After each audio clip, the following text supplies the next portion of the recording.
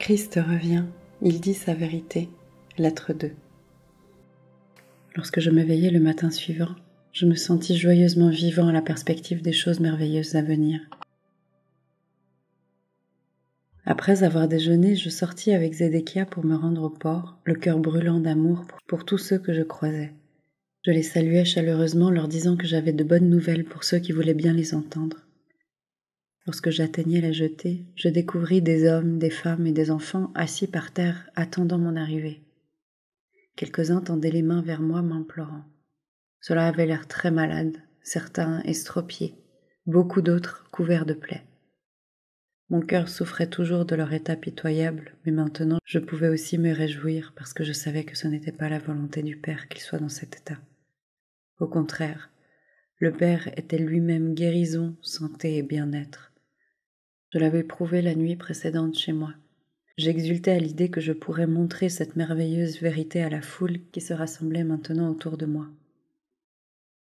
Un visage vieux et triste attira mon attention. Elle était toute ridée, mince et voûtée. J'allai à elle, m'agenouillai à côté d'elle, j'imposai mes mains sur sa tête, et je sentis immédiatement le flux du Père passer par mes mains et vibrer à travers sa tête, jusqu'à ce que tout son corps soit secoué par la force de vie qui énergétisait ses membres. Les gens qui observaient la scène s'étonnèrent en se demandant ce que je pouvais bien lui faire, mais d'autres calmèrent leurs objections. Graduellement, ses membres commencèrent à s'étirer, s'allonger, se redresser. Son visage retrouva la vie et la joie de la force revenue. Je l'aidai à se lever, puis elle se tint fièrement debout toute seule. Elle était tellement submergée de bonheur qu'elle se mit à pleurer, puis à rire et à danser, s'adressant aux gens. « Loué soit Dieu !» cria-t-elle, « Loué soit Dieu !» Et ceux qui étaient là reprirent le refrain. Ils étaient tous profondément émus par ce qu'ils avaient vu. La cohue des gens qui se pressaient contre ma personne était si grande que Zédéchia m'offrit de leur donner. D'une manière organisée, assisté de 2 autres spectateurs empressés, il dirigea les malades vers moi, afin que je puisse m'occuper d'eux selon leurs besoins le plus profond. Enfin, se sentant fatigué, mon hôte m'invita à retourner chez lui pour dîner. Il renvoya tous ceux que je n'avais pas pu guérir par manque de temps.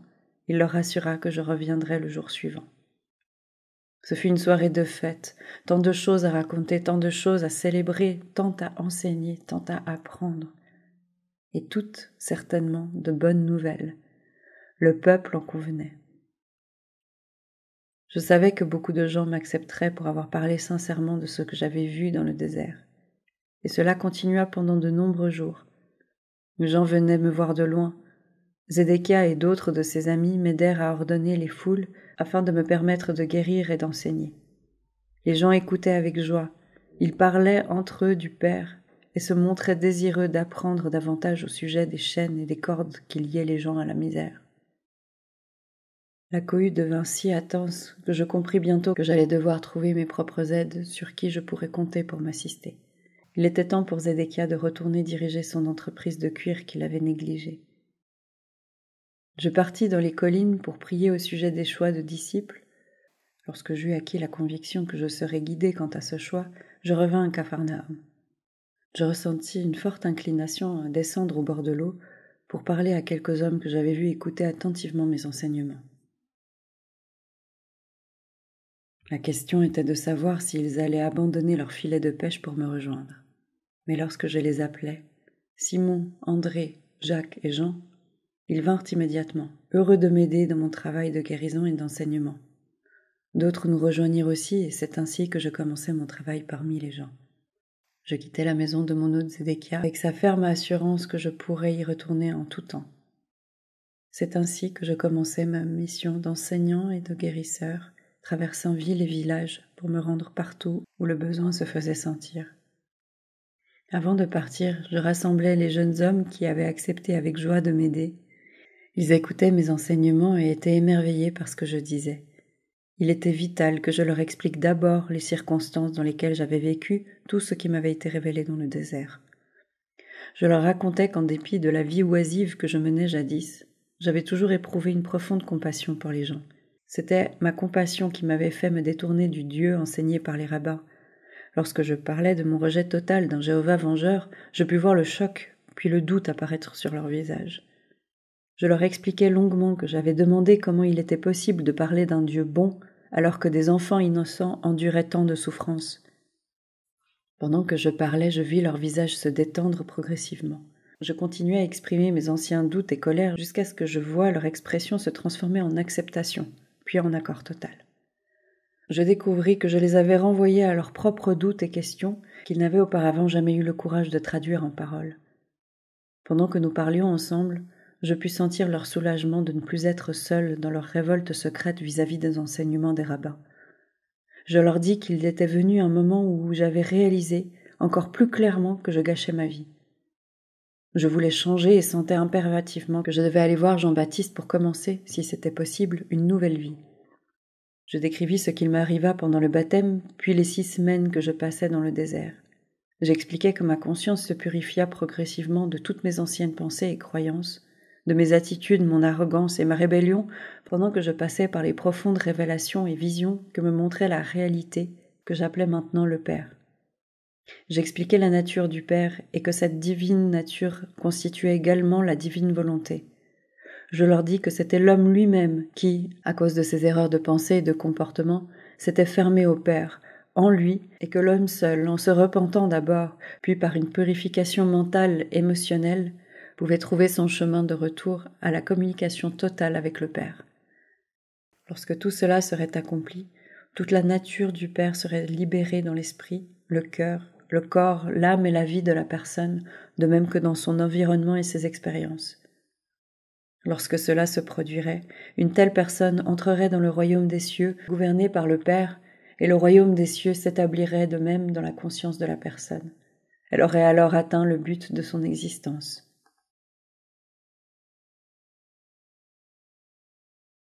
Comme je parlais à mes disciples, je vis leur réaction se refléter sur leur visage. Tout doute avait disparu, et ils affichaient maintenant une lumière naissante de compréhension et de joie. Ces jeunes hommes devinrent des croyants enthousiastes et s'exclamèrent « C'est vraiment une bonne nouvelle !» Cependant, après leur première acceptation de tout ce que j'avais dit, il vint des temps où ils se demandaient si tout ce que je disais pouvait être vrai. Je le compris. Pour être prêts à se débarrasser de l'image de Jéhovah si profondément ancrée dans leur esprit, il fallait une bonne dose de courage. Il y eut des moments où ils parlèrent entre eux en se demandant qui était cet homme qui revendiquait de telles merveilles. En supposant qu'il se joigne à moi et qu'il advienne que j'étais réellement un messager de Satan, que se passerait-il alors ? Que se passerait-il alors ? Ils seraient sévèrement punis par Jéhovah. Ils avaient beaucoup à perdre, leur réputation de jeunes hommes sobres et travailleurs, leur statut social de commerçants et d'artisans, la perte de leurs revenus, et le plus gros obstacle, la colère probable et le rejet de leur famille. Et que recevraient-ils en retour ? Je leur dis que je ne pouvais leur promettre aucune récompense terrestre s'ils m'aidaient à répandre l'évangile de la bonne nouvelle.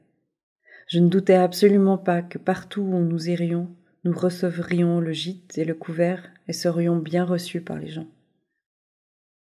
Je ne pouvais que leur promettre la vérité, que le Père connaissait leurs besoins, y répondrait et les garderait en bonne santé. Je pouvais aussi leur promettre qu'en se tournant vers le Père et en lui faisant confiance en toute chose et en toute occasion, ils seraient heureux comme ils ne l'avaient jamais été. Ils expérimenteraient eux-mêmes le royaume des cieux dans la mesure où ils rejetteraient les exigences de leur ego et se mettraient au service d'autrui.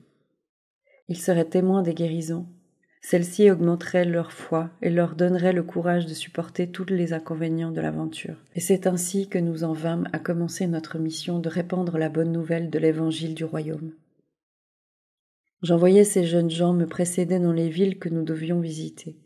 En arrivant, ils disaient aux gens de se rassembler pour entendre la bonne nouvelle du royaume des cieux. Les gens étaient étonnés et voulaient en savoir davantage, mais les disciples les pressaient d'aller chercher leurs amis et voisins.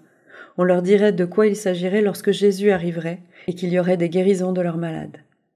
Tout excités, beaucoup de gens coururent aider à répandre la bonne nouvelle et rapidement ils se rassemblèrent en une foule immense.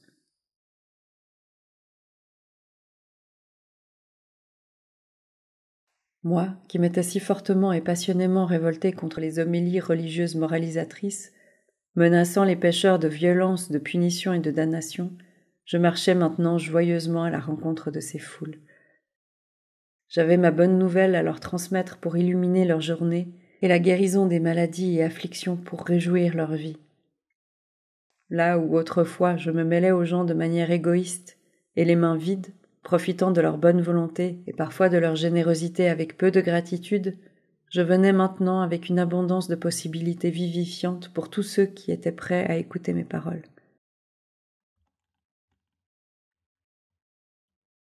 J'aimerais que vous, lecteurs qui lisez ces pages, compreniez bien ma position à cette époque-là. Mon état de conscience était après mon illumination dans le désert et le personnage que je présentais à mes concitoyens en tant que Jésus. Il s'est dit tant de choses à mon sujet que je me dois de vous présenter la vérité. J'étais né pour avoir, à l'âge adulte, une excellente condition physique, des traits forts et aquilins, un intellect remarquable et l'amour du rire et de la mimique. Mais, comme beaucoup d'entre vous aujourd'hui, je ne faisais pas cas de mes aptitudes terrestres.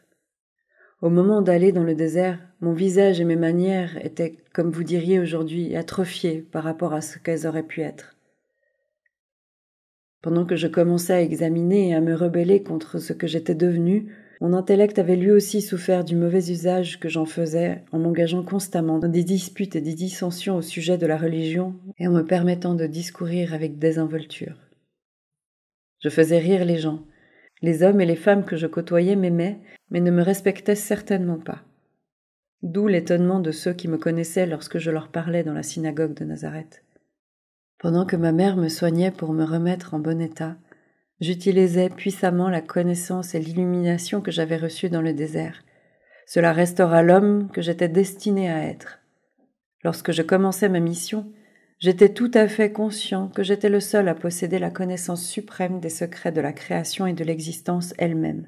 Par conséquent, je pouvais dire avec une parfaite confiance « Personne d'autre n'a vu le Père que moi ». Je savais que j'avais été spécialement modelé et conçu par le Père pour cette mission. J'avais été abondamment doté d'énergie physique, de vitalité dans mon discours et de la capacité d'imaginer ces paraboles sensées pour me permettre de transmettre le message avec succès et sous une forme qui ne serait jamais oubliée. Par ailleurs, vu notre longue association, je comprenais si bien mes compagnons que je connaissais leurs espoirs les plus fous, leurs craintes les plus désespérées. Je savais ce qui les faisait rire et ce qui suscitait leur moquerie et leur dérision au sujet des riches et des prétentieux. Et je savais aussi à quel point tant de gens jeunes et vieux confondus souffraient bravement et en silence. Je savais et j'éprouvais une profonde compassion pour le peuple qui vivait dans la crainte ou qui devait simplement supporter les coups de fouet verbaux des pharisiens et courber l'échine devant les lois fiscales des Romains. Je savais comment leur fier esprit juif était meurtri par les païens leurs vainqueurs, qu'ils étaient forcés d'honorer des lèvres, des mains, et par des salutations à genoux, mais qu'ils méprisaient derrière les portes closes. Je savais et comprenais parfaitement la vie et les pensées des gens du peuple. J'avais autrefois pensé ce qu'ils pensaient, senti leurs ressentiments, souffert leur anxiété dans les périodes de manque. Je m'étais senti impuissant sous la poigne de la domination romaine. Je savais maintenant qu'aucune de ces souffrances n'était vraiment nécessaire. Sachant, comme je le savais, la réalité de l'existence, la réalité du Dieu universel, je pouvais clairement percevoir la folie des autorités juives qui imposaient au peuple une vie écrasante, qui leur était totalement fausse et en contradiction directe avec la vérité de l'être. Cette situation me mettait très en colère. Par conséquent, je savais que j'avais été parfaitement façonné et aiguisé pour devenir un instrument purifié de l'action divine en Palestine, dirigé par ma passion pour la vérité et ma compassion pour mes frères humains. C'est pourquoi je me nommais le Fils de l'homme, parce que je savais exactement ce que l'humanité se faisait à elle-même. En outre, j'avais une confiance totale en mon pouvoir d'atteindre mes objectifs, d'apporter la vérité aux gens et de contribuer ainsi à changer leur qualité de vie. C'est pourquoi, bien que je susse très bien dès le début de ma mission qu'il y aurait une pénalité à payer pour tout ce que je proposais de faire, mettre sans dessus dessous le monde juif connu, J'étais préparée à y faire face, à passer par là.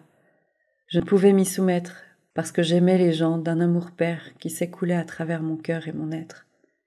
Car l'amour-père est l'essence du don, se donnant lui-même dans l'être visible et dans l'existence visible, et dans la croissance, la protection, la nourriture, la guérison et la satisfaction de tous les besoins de toute créature rendue visible. Je savais que j'étais le don du Père au peuple, au monde, pour son salut.